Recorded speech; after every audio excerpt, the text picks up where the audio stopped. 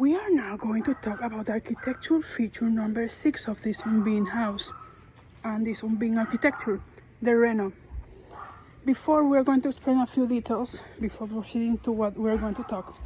First of all, I just had my birthday, as everybody knows it, 40th birthday. And usually when I celebrate these special occasions, I try to have clean clothes. But for whatever reason, I did not try to wash my clothes this time before the birthday. I did it today, that is the day they know I'm going to wash the clothes. The progenitor female left the basket of clothes in front of the room. She was already like boasting she could wash the clothes and me not. But now they went further. When I put the clothes in the dryer is not having hot air. They closed the gas and I don't know how to open it. It's not the first time they have done that. But well, it happens that I had very little to wash and I can't have these clothes until Tuesday, martes, so well, there is no problem. At the same time, while I was here waiting to the progenitor get out of their house of tortures, the neighbor of the back screamed Dios te bendiga. Those are the kind of social gaslighting that you constantly hear in the surroundings. I mean, people speaking from nowhere. The progenitor left the Pascua inside this. This is not, the Pascua doesn't need that. He's simply playing that he's trapping me with the window, with the toxin gated windows.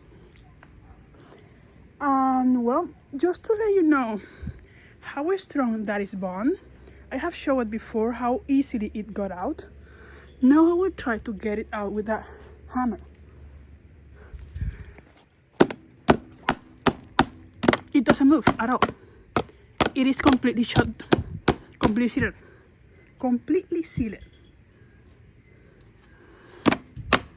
I just wanted to show that detail.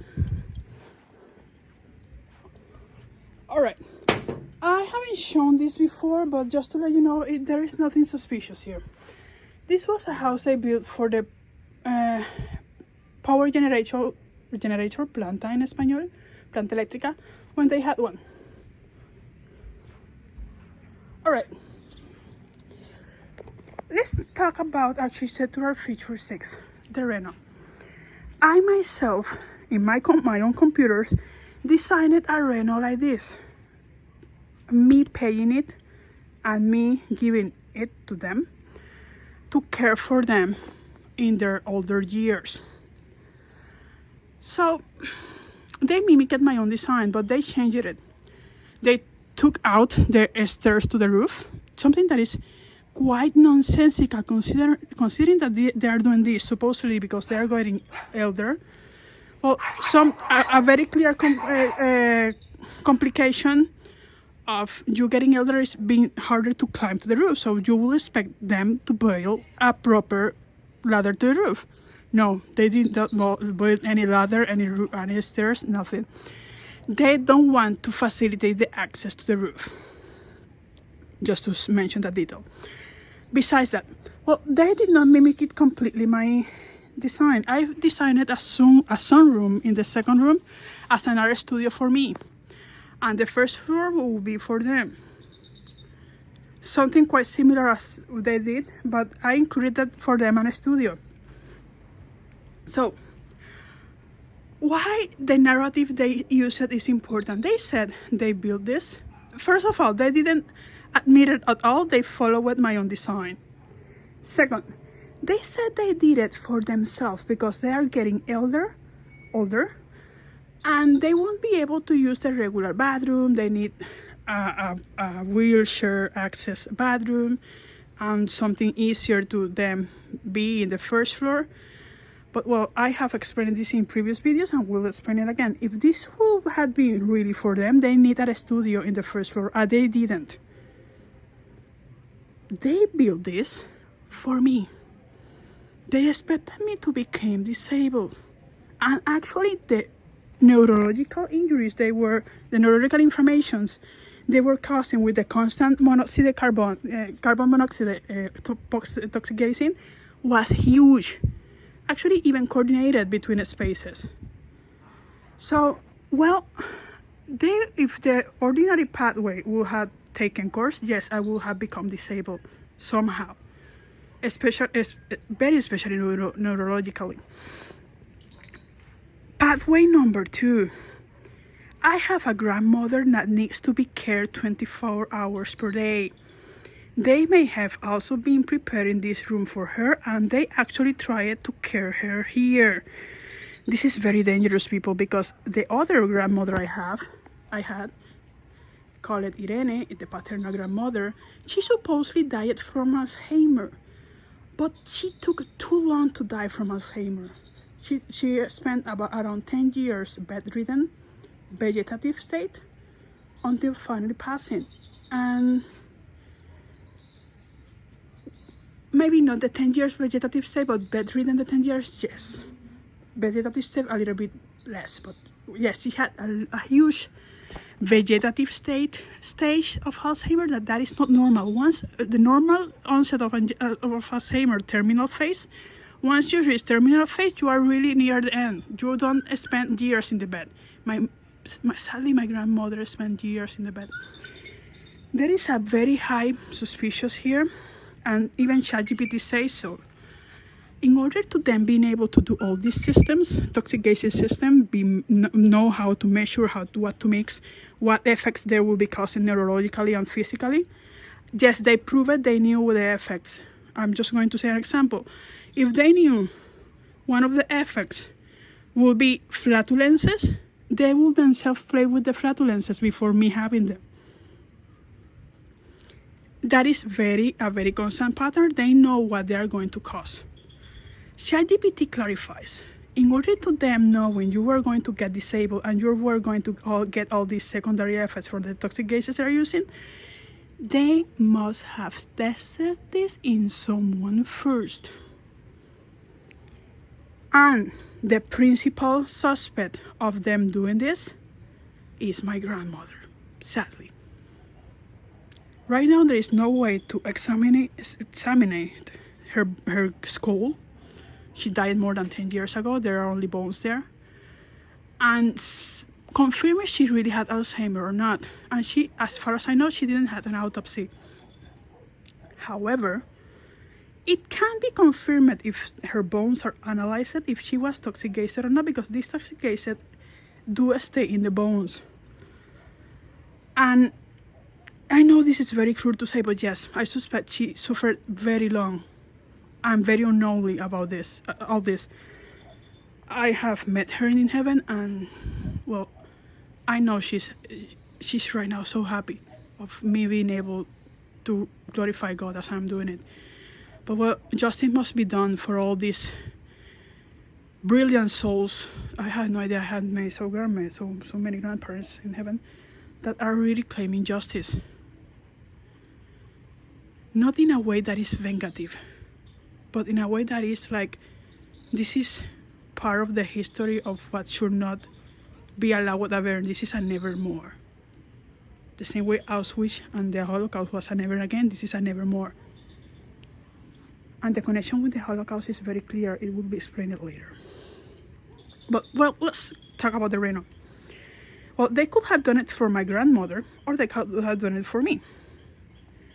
Both are equally criminal, just to let you know. The fact is, the Reno, as I explained it, I'll show it later, is absolutely able and enabled to have toxic gasing. Just beginning with this.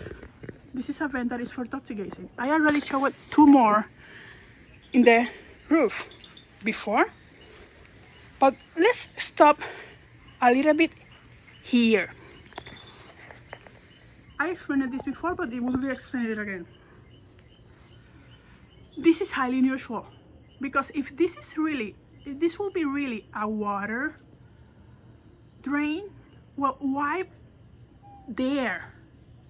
No, that is not the place to put a water drain, especially in how this roof is, that is like a hole. That is the toxic gasing system passing from the main house to the Reno. People, this means that the engineer who designed this and those who built it knew what they were doing. There is a lot of criminal hands here involved. Architects, engineers, builders. There is a lot of criminality involved. A lot. Of course, this is an issue that is a whole Unbeing war. I mean, the whole architecture is designed to not let you be according to your own nature. To not let you be person. You are constantly psychosocially imprisoned, constantly surveilled, constantly gaslighted, and constantly toxic gazed. The combination of intense gaslighting and intense toxic gazing is not recommended to anyone to endure. But it's a huge Unbeing war and a huge Unbeing house structure. And that is why I call this Unbeing architecture. It's architecture that is explicitly designed for not let be. This is a whole mass personhood extermination site. And when I say mass, please notice all the people involved to this being able to work, to this being able to work, to be built, to be this able to keep toxic gazing from the neighbor's house when this is already shut down. I mean, this is absolutely shut. Yesterday at 8 p.m. this was already open. Whatever that is there, they don't want it to be seen.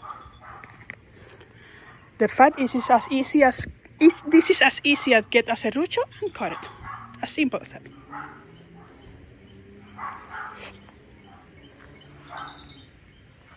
It's important to understand this Reno was designed not only to supply the space for a disabled people keep being abused, either my grandmother or I, or me. They also need fresh water for the toxic gas system, and it is supplied there, in that cistern. They have played a lot with the cistern up first in the roof, then in the other side, now here. It's not normal someone playing so much with the cisterna. And it is not normal the cisterna having so much time without being changed. They spent like 20 years with the cisterna. Alright, I already showed the bunker that is part of the Reno. It's the part that is there. They have the chemicals storage there. Right? So this means that they actually planned to care for me forever. They planned to force me to accept as normalcy, them keep abusing and carrying me forever. And how else we know this is explicitly designed for me? And this is not related to my grandmother. This is designed for me right now. Well, because they hate me being intellectually creative.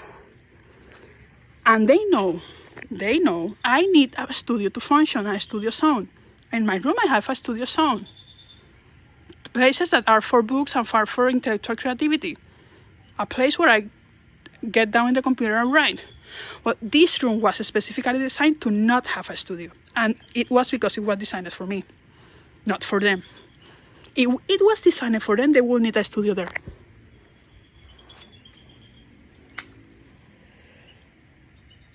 And finally, I already mentioned it, but it's worthy to mention again. The fact that they did not build a stair to the roof is highly dramatic. Highly dramatic. They should. If they really are thinking about they getting elder, they should have put a stair to the roof. So this will be the ending of Architecture Feature 6, the Reno.